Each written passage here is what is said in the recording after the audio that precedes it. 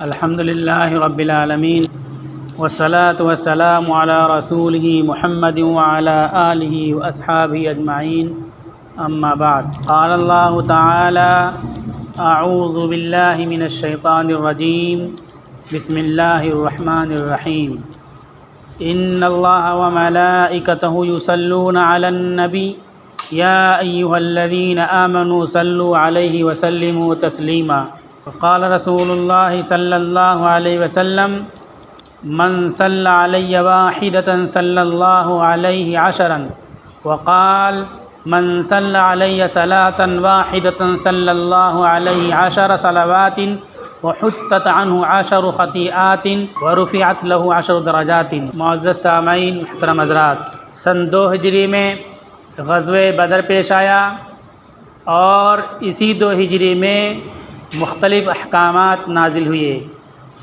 زکوٰۃ کی فرضیت، صدقہ فطر کا وجوب اور عیدین کی مشروعیت، اور اسی کے ساتھ اسی سال حضرت فاطمہ رضی اللہ تعالی عنہ کا نکاح حضرت علی رضی اللہ تعالی عنہ کے ساتھ ہوا، اور اسی سال بنو قینقاع کا غزوہ اور مقابلہ پیش آیا۔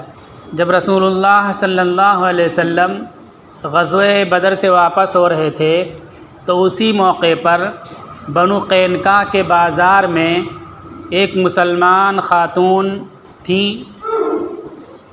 مسلمان ہونے کی وجہ سے ایک یہودی نے ان کو بے عزت کرنا چاہا، ان خاتون کے کپڑے کو کھینچ لیا جس سے وہ بے پردہ ہو گئیں، اور انہوں نے مسلمانوں کو فریاد کے لیے آواز لگائی۔ ایک دوسرے مسلمان انہوں نے دیکھا تو اس یہودی پر انہوں نے حملہ کیا اور اس کا قتل کر دیا۔ دوسرے یہودی آئے، انہوں نے مسلمانوں کو قتل کر دیا۔ اس طرح سے جنگ کی شکل بن گئی۔ جب رسول اللہ صلی اللہ علیہ وسلم مدینہ منورہ واپس آئے تو آپ نے اس معاملے کو رفع دفع کرنا چاہا، تو ان لوگوں نے تہدید کے انداز میں، چیلنج کے انداز میں، اور جو معاہدہ تھا صلح کا، مرافقت کا، کوآپریشن کا، آپس میں تعاون کرنے کا، اس سے دستبرداری کا اعلان کرتے ہوئے کہا کہ ابھی تم جو بدر کو فتح کر کے آئے ہو وہ تم جیسے لوگوں سے لڑائی ہوئی تھی، ہم الگ انداز کا معرکہ اور مقابلہ کیا کرتے ہیں، ہمیں اہل مکہ پر قیاس مت کرو۔ وہ چیلنج بھی کیا انہوں نے، اور اس طرح سے وہ جنگ بندی جو تھی، آپس میں صلح، اس کے خاتمے کا بھی اعلان کر دیا۔ رسول اللہ صلی اللہ علیہ وسلم نے پوری تیاری کی اور ان کے قلعوں کا محاصرہ کر لیا۔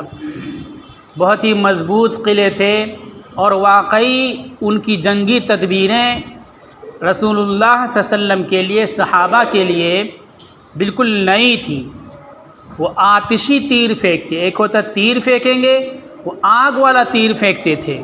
وہ تیر نشانے پہ لگے نہ لگے، جہاں گرے گا وہاں آگ لگے گی، لوگ جلیں گے، اور مختلف انداز کے مقابلہ کی صلاحیت رکھتے تھے اور اپنی صلاحیتوں کو استعمال کرتے تھے۔ لیکن رسول اللہ صلی اللہ علیہ وسلم نے ان کا مقابلہ کیا۔ آخر کار 15 دن ان کے قلعوں کا محاصرہ رہا، اور پھر صلح پہ بات ختم ہوئی کہ تم لوگ یہ بستی چھوڑ کر کے الگ چلے جاؤ، جتنا سامان لے جانا چاہو لے جا سکتے ہو، لیکن اب تم ہماری ریاست میں رہنے کے حقدار نہیں ہو۔ اس میں ایک اور اہم بات معلوم ہوئی کہ جو ہمارے میلے لگتے ہیں، یہ میلے بالکل آنکھیں بند کر کے ہم ناجائز ہمیں نہیں کہنا چاہیے۔ یہ میلے جہاں ہماری بہن بیٹیوں کی عزتیں محفوظ ہوں، خطرہ نہ ہو، یہ فی نفسی ہی جائز ہیں، اور ایسے میلے لگتے رہنا چاہیے۔ یہ میلے جہاں روزگار کا ذریعہ ہیں اور شہر اور بستی کے لوگوں کو سامان فراہم کرنے کا ذریعہ ہے آسانی کے ساتھ، وہیں اسلام کی اشاعت اور تبلیغ کا بھی ذریعہ ہیں، اپنی تہذیب کے پھیلاؤ کے بھی ذریعہ ہیں۔ خاص طور پر وہ میلے جو چل چل کے لوگ لگایا کرتے ہیں۔ اللہ کے نبی صلی اللہ علیہ وسلم نے فرمایا تسافروا تستغنوا، تم چل چل کے تجارت کرو، تم دولت مند بن جاؤ گے۔ دولت مند، اللہ کے نبی بشارت سنا رہے ہیں۔ چل کے جب ایک آدمی جائے گا تو اس کی ٹوپی دکھائی پڑے گی، وہ نماز پڑھے گا، نماز کی صورت لوگ دیکھیں گے، اس کی ایمانداری کو، اس کی زبان کی مٹھاس کو، اس کی سچائی کو، مال میں ایمانداری کو لوگ دیکھیں گے۔ اس طرح ایک مسلمان کا پورا وجود اسلام کے تعارف اور تبلیغ کا ذریعہ بنتا ہے، اور یہ تعارف و تبلیغ کا ذریعہ اس وقت بنے گا جب دیگر لوگ اس سے روابط میں آئیں۔ روابط میں آنے کا ایک ذریعہ یہ تجارت ہے، یہ قافلہ، یہ کارواں، یہ تجارت اٹھنے والی دکانیں ہوا کرتی ہیں۔ معاشی مضبوطی کے لیے کتنی فکر تھی آپ صلی اللہ علیہ وسلم کو کہ یہودیوں کے بازار اور میلے کے مقابلے میں جہاں عید کی نماز ہوتی تھی وہاں آپ صلی اللہ علیہ وسلم نے بازار لگانے کا حکم فرمایا، اور اس بازار کو ڈیزائن کیا کہ بیچ میں راستے کتنے چوڑے کھولے جائیں۔ آپ نے فرمایا بیچ میں اتنے چوڑے راستے کھولو کہ ایک طرف سے اونٹ سامان لاد کر کے آئے، دونوں طرف لٹک رہا ہو، دوسری طرف سے سامان لاد کر کے اونٹ جائے، دونوں طرف سامان لٹک رہا ہو، دونوں کے سامان ٹکرانے نہ پائے، اور پھر بیچ میں جہاں اونٹوں کو جانے کی ضرورت نہیں ہے وہاں انسانوں کے نکلنے کے لیے کتنے پتلے راستے قائم کیے جائیں۔ اس طرح آپ صلی اللہ علیہ وسلم نے مصلی جہاں عید کی نماز ہوتی تھی وہاں بازار قائم کرایا۔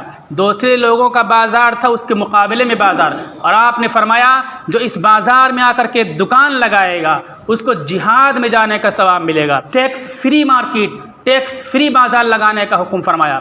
تو جو ہمارے بازار اور میلے یہاں لگتے ہیں، شروع میں جب آیا تھا میں تو لوگوں نے بتایا کہ بہت بے حیائی، بہت بے پردگی ہوتی ہے۔ میں نے سمجھا ہو سکتا ہے ایسا ہوتا ہو، تو میں نے تقریر کی کہ لوگوں کو نہ بھیجیں بازار میں نہ جائیں، یہ سب باتیں ہو گئیں۔ دوسرے سال میں خود گیا تو ایسا کوئی منظر تم نے دیکھا نہیں۔ پھر کچھ معاملہ ہوا تو لوگوں نے میٹنگ کیا کہ میلے کا بائیکاٹ کرو۔ ہم نے یہی سب روایتیں رکھی کہ میلے کا بائیکاٹ نہیں کیا جائے گا، میلہ قائم کیا جائے گا۔ میلے کے اندر جو فساد برائیاں ہیں ان کو روکنے کی کوشش کی جائے گی۔ ہماری بہن بیٹیاں رات میں جاتی ہیں، ایسے موقع پر نہ جائیں جب بھیڑ بھڑکا ہوا کرے، آوارہ شہداء لوگ ہوں۔ زیادہ سے زیادہ ہم لوگ دکانیں لگائیں میلوں میں جا کر کے۔ ہمارے نوجوان جہاں اپنی دکان پر نظر رکھیں، اپنے سامان کے بیچنے کی فکر کریں، وہیں یہ بھی فکر کریں کہ ہماری بہن بیٹیوں کی عزتیں محفوظ ہوں، کوئی ان کی عزت پر ہاتھ نہ ڈالنے کی کوشش کرے۔ تو یہ میلے اپنی ذات میں ممنوع نہیں ہیں، جو فساد اس میں پیدا ہوتا ہے اس کو ہم کو ختم کرنا چاہیے۔ جو لوگ چل چل کے دکانیں کرتے ہیں وہ مسلمان ہونے کی حیثیت سے چل چل کے دکانیں کریں۔ اللہ کے نبی کی ان کے لیے بشارت ہے، تسافروا تستغنوا، تم چل چل کے دکانیں کرو، تم دولت مند بن جاؤ گے۔ ہوتا یہ ہے کہ ہمارے لوگ محنت کرتے ہیں، سامان لاد کے ایک جگہ سے دوسری جگہ لے کے جاتے ہیں تو پیور تاجر بن جاتے ہیں، مسلمانی شان، اسلامی پہچان کو ختم کر دیتے ہیں۔ یہ مسلمان کی شان کی خلاف ہے، ایمانی غیرت اور حمیت کی خلاف ہے۔ اللہ کے نبی کی جو بشارت دی گئی اس بشارت سے اپنے آپ کو دور کرنا ہے۔ پوری پہچان کے ساتھ تم دکانیں لے کر کے چلو، اور یہ سوچو، یہ یقین رکھو کہ اللہ کے نبی کی بشارت ہے، اس انداز سے تجارت کریں گے اپنی دینی پہچان کے ساتھ تو ہماری دولت میں اضافہ ہوگا، ہمارے کاروبار میں برکت ہوگی، دین کی اشاعت ہوگی، دین کی تبلیغ ہوگی، اور لوگ دین کو جاننے کی کوشش کریں گے۔ ہم نے سوچا یہ میلے کے حوالے سے یہ بات سنا دوں۔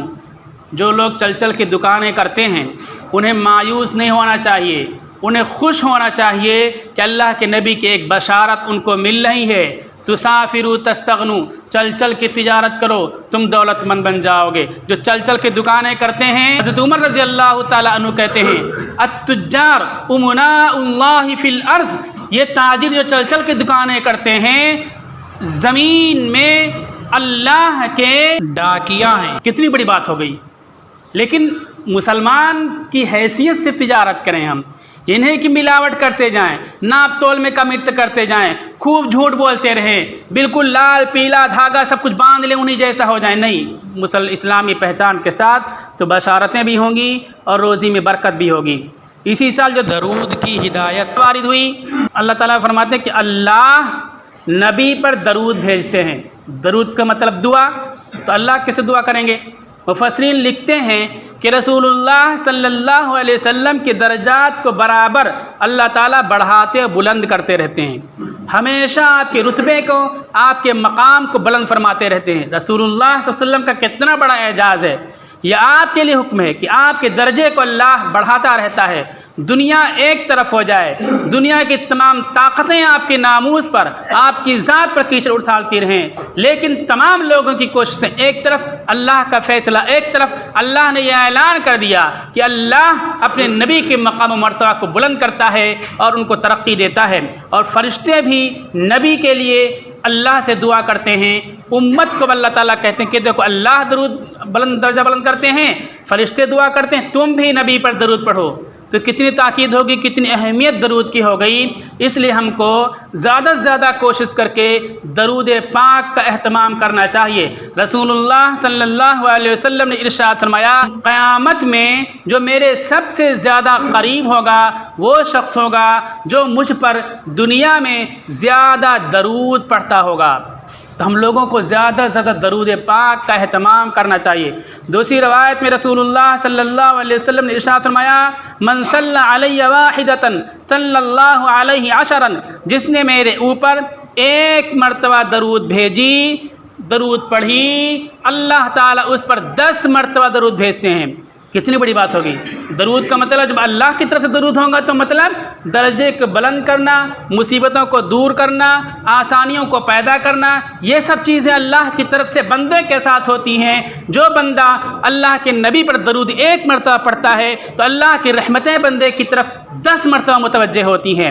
دوسری روایت میں رسول اللہ صلی اللہ علیہ وسلم نے ارشاد فرمایا، من صلی علیہ صلاۃ واحدۃ صلی اللہ علیہ 10 صلوات، جو کوئی میرے اوپر ایک مرتبہ درود پڑھتا ہے اللہ تعالیٰ اس پر 10 مرتبہ درود بھیجتے ہیں۔ وحطت عنہ 10 خطیئات، اور اس کے 10 گناہ مٹا دیے جاتے ہیں۔ ورفعت لہ 10 درجات، اور اس کے لیے 10 درجے بلند کر دیے جاتے ہیں۔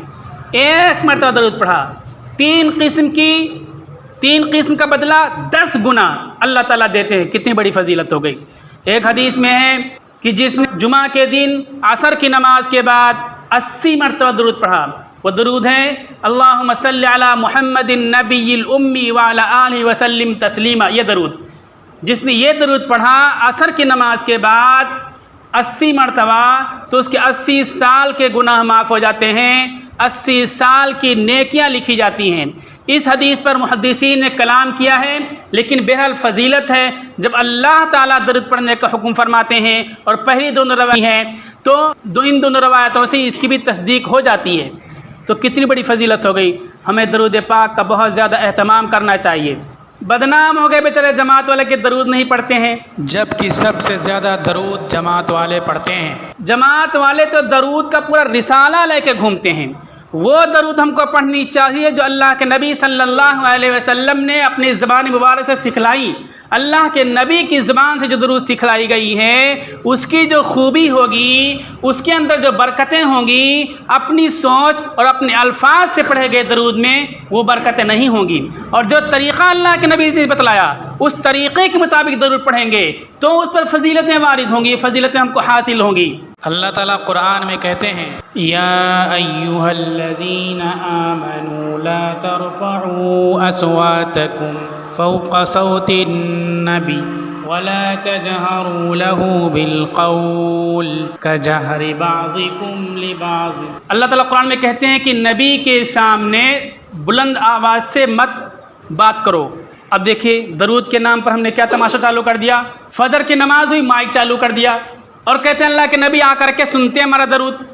نہیں، درود جو دور علاقے میں پڑھا جاتا ہے، حدیث میں آتا ہے کہ وہ فرشتے لے کر کے رسول اللہ صلی اللہ علیہ وسلم کے دربار میں حاضر ہوتے ہیں، اور جب رسول اللہ کے روضے کے پاس حاضر ہو کر کے درود پڑھو تو اللہ کے نبی اس درود کو سنتے ہیں، جو سلام پڑھو اس سلام کا جواب دیتے ہیں۔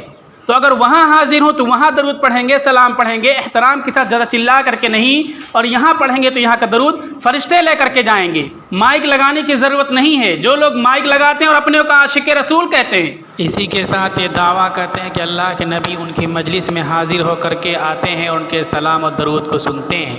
جب آپ کے عقیدے کے مطابق اللہ کے نبی آپ کے دربار میں حاضر ہو گئے تو آپ کو مائک لگا کر کے زور سے بولنے کی کیا ضرورت ہے؟ کیا اس طرح نبی کی شان میں بے ادبی نہیں ہوتی ہے؟ دوسروں کو بدنام کرتے ہیں، گستاخی رسول۔ اللہ تعالیٰ قرآن میں کہتے ہیں کہ نبی کے سامنے تمہاری آوازیں بلند نہ ہو، یہاں پتہ نہیں کتنے اسپیکر لگا کر کے چلانے لگتے ہیں، نہ سمجھی کی بات ہے۔ یاد رکھیں، ہمارا درود فرشتے لے کر کے نبی کے دربار میں حاضر ہوتے ہیں، ہماری مجلسوں میں نبی صلی اللہ علیہ وسلم نہیں حاضر ہوتے ہیں۔ یہ عقیدہ رکھنا کہ نبی صلی اللہ علیہ وسلم ہماری مجلس میں تشریف لاتے ہیں، یہ مشرکانہ عقیدہ ہے، اس سے بچنا چاہیے۔ تیسرا کام، اسی سال حضرت فاطمہ رضی اللہ تعالیٰ عنہ کا نکاح ہوا حضرت علی رضی اللہ تعالیٰ عنہ کے ساتھ۔ نکاح بہت سستا، بہت آسان ہے اسلام میں، اتنا سستا، اتنا آسان۔ حضرت عقیل مسجد میں ہے، چراغ جلتا ہے مسجد مغرب میں، اللہ کے نبی دعا دیتے ہیں اور کہتے ہیں کہ اگر میری بیٹی ہوتی تو جس نے چراغ جلایا مسجد میں اس سے اپنی بیٹی کا نکاح کر دیتا۔ فوراً چچا زاد بھائی عقیل بیٹھے ہوئے تھے، انہوں نے کہا اللہ کے نبی میری بیٹی آپ کی بیٹی ہیں، آپ کے پاس بیٹی ہے تو میری بیٹی کا نکاح پڑھا دیجئے۔ جماعت ہونے سے پہلے، مغرب کی اذان ہو چکی، مغرب کی جماعت کھڑی ہونے سے پہلے آپ نے نکاح پڑھا دیا، چلتے چلتے نکاح پڑھا دیا۔ اسلام میں اتنا سستا نکاح ہے اور اتنی سستی شادی ہے، لیکن ہم نے مہنگا کر دیا۔ حضرت فاطمہ کا نکاح ہوا، اب حضرت فاطمہ کی چیز کو لے کر کے لوگ پیش کرتے ہیں۔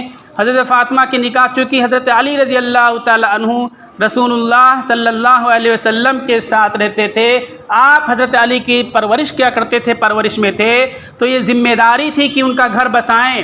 ایک مکان خریدا گیا، دوسرے صحابی نے پیسہ دیا، اس کمرے کو ان کے لیے خاص کیا گیا، اور پھر نکاح کے لیے پوچھا کچھ ہے تو بتایا زیرہ کی بولی لگی، 450 درہم میں وہ زیرہ بکا، اس میں سے کچھ نکال کر کے دیا، خوشبو لے آؤ، سامان لے آؤ، باقی مہر میں طے ہو گیا۔ اب جب رخصتی ہوئی تو ایک لحاف، چمڑے کا گدا، پانی کا مشک اور 2 مٹی کے گھڑے، یہ آپ صلی اللہ علیہ وسلم نے حضرت فاطمہ کو الگ دیا کہ تم الگ رہو۔ اس سے یہ پتہ چلا جب ہمارے بچوں کی شادی ہو جائے ان کو الگ رکھو، ان کا سارا سامان کچن کا ساری چیز الگ کر دو۔